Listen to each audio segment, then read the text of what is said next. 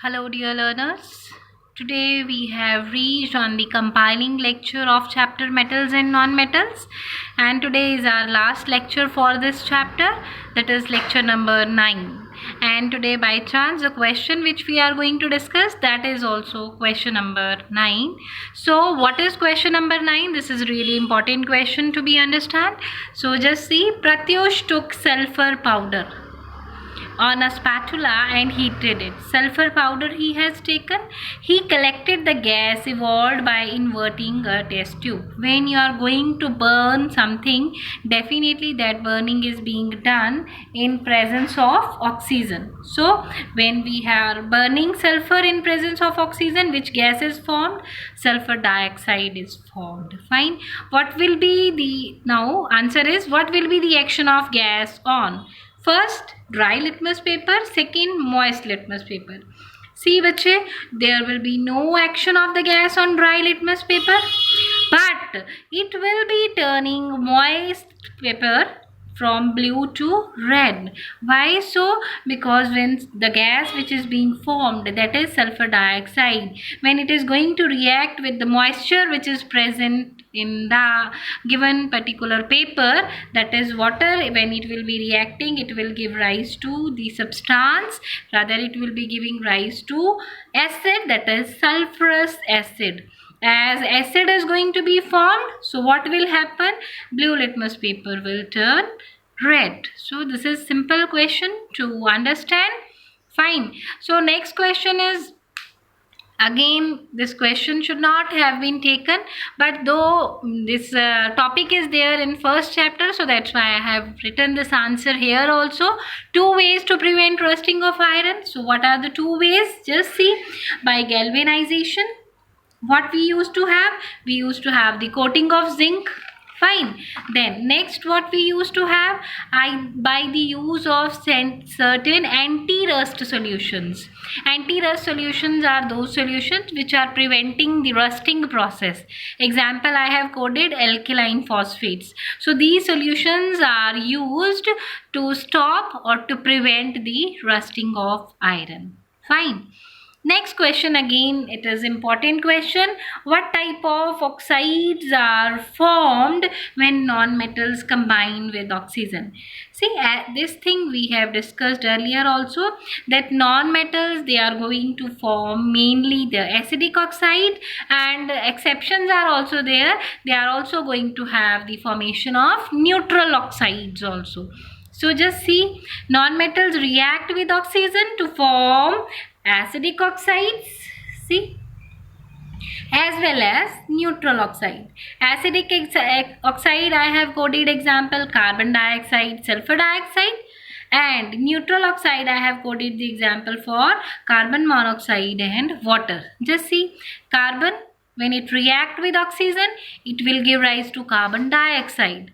Carbon dioxide, when it will be reacting with water, it will give rise to carbonic acid. Fine. This is your first example. Now, second example, this we have discussed in the previous question also. Sulfur plus oxygen gives to sulfur dioxide. Sulfur dioxide, when it will be reacting with water, it will give rise to sulfurous acid. So these two are the acidic oxides. Fine. Now come neutral oxide. Carbon, when it will be reacting with oxygen, it give rise to carbon monoxide, which is neutral. Also water, when it will be reacting with oxygen, it will give rise to, hydrogen, when it will be reacting with oxygen, it will give rise to water. I hope this answer is okay to you. Next, question number 12.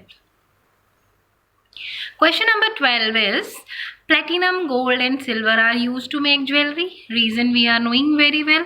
These are least reactive metals. Fine. So they don't have any effect of air, water and chemicals, and moreover they are lustrous in nature. So that's why they are used for making jewelry. Question 12 B part. B part is sodium, potassium and lithium are stored under kerosene oil. This answer was discussed in detail as when they will be coming in contact with oxygen or the moisture, they are going to give rise to the accidental fires. To prevent accidental fires, we are going to store them in the kerosene oil. Fine, this answer you can check again. It is given in lecture number 5. And by chance children, you are missing your lectures, no need to be worried about them. Just subscribe this channel and you will be having notes available all the time in the description box. Anytime you can complete your notes by chance if you have missed them. Then C part. C part is, again we have done the C part, but in the first chapter, but again I have written C part is aluminium is highly reactive metal, but still it is used for cooking utensils. Why so? We are knowing the reason.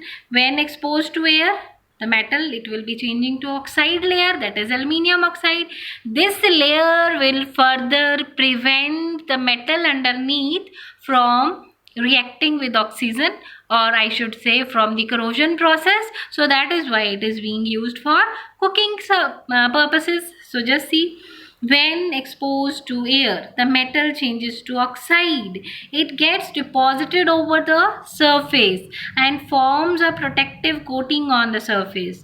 Due to this layer, which layer? Aluminium oxide layer, metal becomes unreactive, and that is why it is being used for making cooking utensils. Fine. So again, D part is not the part of your syllabus. Then comes your question number 13. Question number 13 is, you must have seen tarnished copper vessels being cleaned with lemon or tamarind juice. Both are acidic in nature. Why these sour substances are effective in cleaning the vessels? What is the reason? See, the tarnished copper vessels, they are covered or they are coated with layer of basic copper carbonate. And when we will be applying lemon or tamarind juice, it is acidic in nature, so it is going to neutralize the effect. Simple answer. Then question number 14. Question number 14 is the distinction between metals and non-metals on the basis of chemical properties. So just see, first property, oxides of metals are generally basic, and here we can say they are acidic and somewhere neutral also. Then next, they form cations. Positively charged ions are being formed here, and they form anions, that is negatively charged ions are being formed by the non-metals. Next, number 3, metals act as reducing agents. Why they act as reducing agents? Because they have tendency to lose electrons. On the other hand, non-metals act as oxidizing agents. How? By the acceptance of the electrons. Then metals displace hydrogen from acids and they form salts, whereas non-metals, they do not displace hydrogen from the acids. Last, the compounds of metals are mostly ionic in nature. We have discussed, whenever the metals, they are going to react, they are going to form the compounds, they will be mainly ionic compounds, whereas non-metals, they will be forming covalent compounds. There are exceptions, but mainly they will be covalent compounds. So how covalent compounds are being formed? This we will be having discussion in the next chapter, that is chapter carbon and its compounds. Question number 15. Question number 15 is actually a very lengthy question, but this is nothing new about this question. Actually, this question we have discussed in 8th standard also, that vendor was polishing, means he was saying that he is a goldsmith and he promised that I'll be washing the bangles and same amount very shining gold ornaments you are going to get back. But when the weight was being done by the lady who has given the bangles for washing, the weight was really reduced. What the person or what the goldsmith has done? So you all are aware, the goldsmith did what? He has used aqua regia. What is aqua regia? It is concentrated HNO3 and concentrated HCl in the ratio 1:3 or vice versa.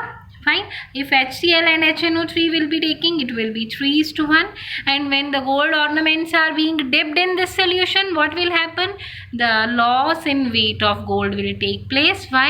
Because gold will dissolve in this aqua regia or the royal water. Fine. Now last question for today. So why copper is used to make hot water tanks but steel is not? See, copper is better conductor of heat than steel. Steel is what? Steel is alloy of iron. Though copper is costlier than steel, it is used to make hot water tanks in comparison to steel. Reason? What is the reason? Reason is copper is better conductor of heat than steel. Fine. I hope these answers I have written in very simple language. You have understood all these answers. So I'll be continuing with different lectures as well as test series. So stay in touch with this channel. Thank you. God bless you.